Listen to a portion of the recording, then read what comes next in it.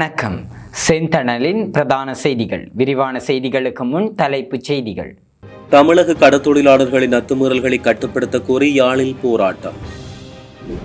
ஆசிரியர் வெற்றிடங்களுக்கு பட்டதாரிகளை இணைப்பது குறித்து எழுந்துள்ள குற்றச்சாட்டு. இலங்கையில் நாளுக்கு நாள் அதிகரிக்கும் டெங்கு நோயாளர்கள். பௌத்த பிக்கு அதிரடியாக கைது, தோளில் தொங்கிய பைக்குள் பயங்கர பொருள்.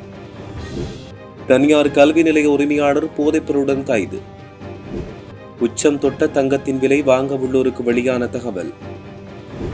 பேருந்துடன் முச்சக்கர வண்டி மோதி கோர விபத்தில் சாரதி ஒருவர் பலி. நிலாவளி கடற்கரையில் வெளிநாட்டவர் பலி. நாளை முதல் கொட்டி தீர்க்கப் போகும் மழை. கட்டுநாயக்கவில் மில்லியன் மதிப்புள்ள போதைப்பொருளுடன் இலங்கை பயணி ஒருவர் கைது. லண்டன் வாழ் தமிழ் மக்களுக்கு வெளியான அவசர எச்சரிக்கை. அமெரிக்காவில் பயங்கர துப்பாக்கிச் சூடு, சிதறி ஓடிய மக்கள், 2 பலி, பலர் காயம். அப்பிள் பயனர்களுக்கு மகிழ்ச்சி தகவல். நிறுவனம் வெளியிட்டுள்ள முக்கிய அறிவிப்பு. தொடர்பென விரிவான செய்திகள். தமிழக கடத்தொழிலாளர்களின் அத்துமீறல்களை கண்டித்தும் அதை கட்டுப்படுத்துவதற்கு அரசாங்க நடவடிக்கை எடுக்க கோரி நைனாதீவு கடற்றொழிலாளர்கள் கூட்டுறவு சங்கத்தின் ஏற்பாட்டில் போராட்டம் முன்னெடுக்கப்பட உள்ளது. நைனாதீவுக்கும் குறிகட்டுவானுக்கும் இடைப்பட்ட கடற்பகுதியில் கண்ணாடிகளை படகுகளில் எதிர்வரும் 30ஆம் தேதி வியாழக்கிழமை காலை 9 மணியளவில் போராட்டம் இடம்பெறவுள்ளதாக அறிவிக்கப்பட்டுள்ளது. இந்திய இழுவைமடி படகுகளில் தமிழக கடற்தொழிலாளர்கள் தொடர்ச்சியாக மனிதாபிமானமற்ற முறையில் எல்லை தாண்டி கடல் வள கொள்ளையில் ஈடுபடுவதோடு தீவகம் மற்றும் வடக்கு கடற்தொழிலாளர்களின் பல கோடி ரூபாய் பெறுமதியான வலைகள் மற்றும் கடற்தொழில் உபகரணங்கள் சேதப்படுத்தப்படுகிறது. இதனால் வடக்கு கடற்தொழிலாளர்களுக்கு பெரும் பாதிப்பை ஏற்படுத்தும் இந்திய இழுவை படகுகளை கட்டுப்படுத்த கோரி போராட்டம் முன்னெடுக்கப்பட உள்ளதாக தெரிவிக்கப்பட்டுள்ளது. வடக்கு மீனவ சங்க பிரதிநிதிகள், கடற்தொழில் சங்கத்தின் சமாச பிரதிநிதிகள், கடற்தொழிலாளர்கள் இணையம், வடமாகாண பிரதிநிதிகள், ஏனைய கடற்தொழிலாளர்கள் நலன் சார்ந்த அமைப்புகளின் பிரதிநிதிகள், தனிப்பட்ட ரீதியில் மீனவர்களுக்கு குரல் கொடுப்போர் என அனைத்து தரப்பினரும் எமது போராட்டத்துக்கு வலை சேர்க்க வியாழக்கிழமை குறிகட்டுவான் பகுதியில் ஒன்று சேர வேண்டும் என நைனாதீவு கடற்தொழிலாளர் சங்கம் கோரிக்கை விடுத்துள்ளதாக தெரிவிக்கப்படுகிறது. இலங்கையின் கல்வித்துறையில் நிலவும் ஆசிரியர் வெற்றிடங்களை நிரப்ப தனியார் கல்வி நிறுவனங்களின் பட்டதாரிகளையும் ஆசிரியர் சபையில் இணைத்துக் கொள்ள அரசாங்கம் முயற்சி செய்து வருவதாக இலங்கை ஆசிரியர் சங்கம் குற்றம் சுமத்தியுள்ளது. இலங்கை ஆசிரியர் சங்கத்தின் காரியாலயத்தில் நடைபெற்ற ஊடகவியலாளர் சந்திப்பில் கலந்து கொண்டு கருத்து வெளியிட்ட சங்கத்தின் பொதுச் செயலாளர் ஜோசப் ஸ்டாலின் இதனை தெரிவித்துள்ளார். மேலும் தெரிவிக்கையில், நாட்டில் தற்போது கல்வித்துறையில் 40,000க்கும் மேற்பட்ட ஆசிரியர் வெற்றிடங்கள் நிலவுகின்றன. 23,000 பேரையே சேவையில் இணைத்துக் கொள்ள நடவடிக்கை எடுக்கப்பட்டுள்ளது. தனியார் மற்றும் அரச பல்கலைக்கழகங்களின் கல்வியல் பட்டதாரிகளை ஆசிரியர் சேவையில் இணைத்துக் கொள்ளும் முயற்சிக்கு முன்னர் கடும் எதிர்ப்புகள் எழுந்தன. அப்போது ஆசிரியர் சேவை பிரமாண குறிப்பில் பல்கலைக்கழக மானியங்கள் ஆணைக்குழுவால் அங்கீகரிக்கப்பட்ட உயர்கல்வி நிறுவனங்களில் பட்டம் பெற்றவர்களை குறிப்பிட்ட பதவிக்கு இணைத்துக் கொள்ள முடியும் என்று குறிப்பிடப்பட்டுள்ள பிரிவை திருத்த நடவடிக்கை எடுக்கப்படும் என்று கல்வி அமைச்சர் தெரிவித்தார். இலங்கையில் இதுவரை 82,011 பேர் டெங்கு நோயாளர்களாக அடையாளம் காணப்பட்டுள்ளதாக தேசிய டெங்கு கட்டுப்பாட்டு பிரிவு தெரிவித்துள்ளது. அத்துடன் டெங்கு நோயினால் உயிரிழந்தோரின் மொத்த எண்ணிக்கை 61ஆக அதிகரித்துள்ளது. அதிக அளவிலான நோயாளர்கள் மேல் மாகாணத்தின் கம்பஹா மாவட்டத்திலேயே பதிவாகியுள்ளனர். இந்த நிலையில் கம்பஹா மாவட்டத்தில் மாத்திரம் ஆண்டின் இதுவரையில் 17,395 நோயாளர்கள் இனம் காணப்பட்டுள்ளதோடு கொழும்பு மாவட்டத்தில் 16,294 நோயாளர்கள் பதிவாகியுள்ளனர். இதை தவிர ஏனைய மாவட்டங்களான மாத்தறையில் 5,639 பேரும், கண்டியில் 5,634 பேரும், களுத்துறையில் 5,355 பேரும், இரத்தினபுரியில் 4,553 பேரும், காலியில் 4,534 பேரும் டெங்கு நோயால் அதிகளவில் இனம் காணப்பட்டுள்ளதாக தெரிவிக்கப்பட்டுள்ளது. ஹெரோயின் போதைப்பொருளுடன் பௌத்த பிக்கு ஒருவர் கைது செய்யப்பட்டுள்ளதாக காவல்துறையினர் தெரிவித்தனர்.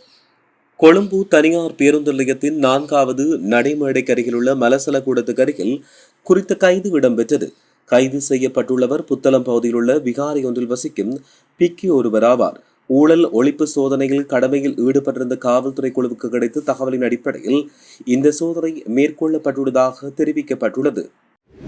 கரணவில் இயங்கி வரும் ஒரு தனியார் கல்வி நிலையத்தின் உரிமையாளர் ஐஸ் எனப்படும் போதைப்பொருளை வைத்திருந்த குற்றத்துக்காக கைது செய்யப்பட்டுள்ளார்.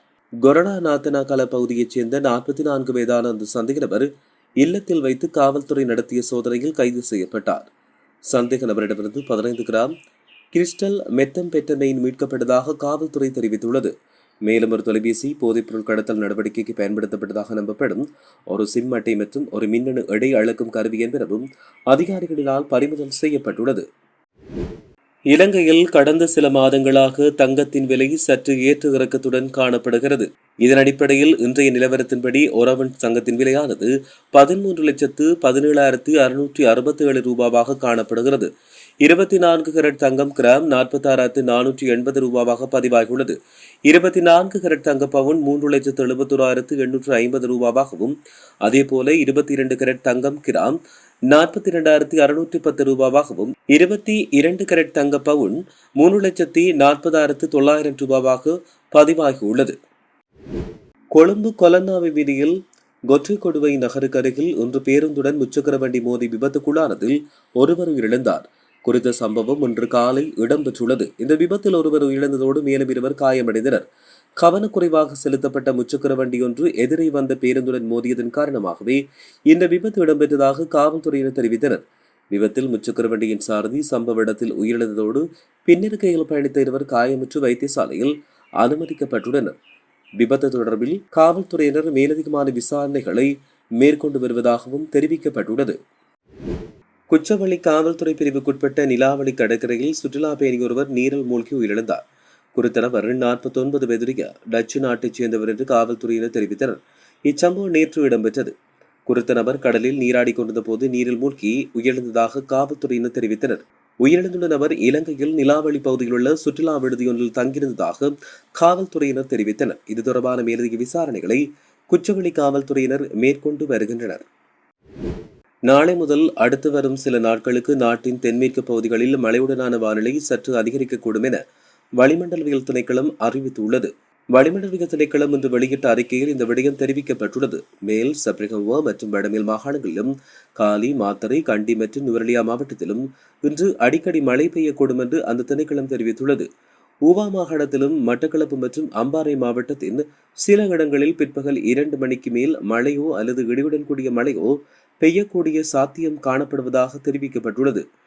இடியுடன் கூடிய மழை பெய்யும் போது ஏற்படும் தற்காலிகமான பலத்த காற்று மற்றும் மின்னல் தாக்கத்தால் ஏற்படுகின்ற விபத்துக்களை குறைத்துக் கொள்ள தேவையான நடவடிக்கைகளை மேற்கொள்ளுமாறு பொதுமக்களுக்கு அறிவுறுத்தல் விடுக்கப்பட்டுள்ளதாகவும் தெரிவிக்கப்பட்டுள்ளது.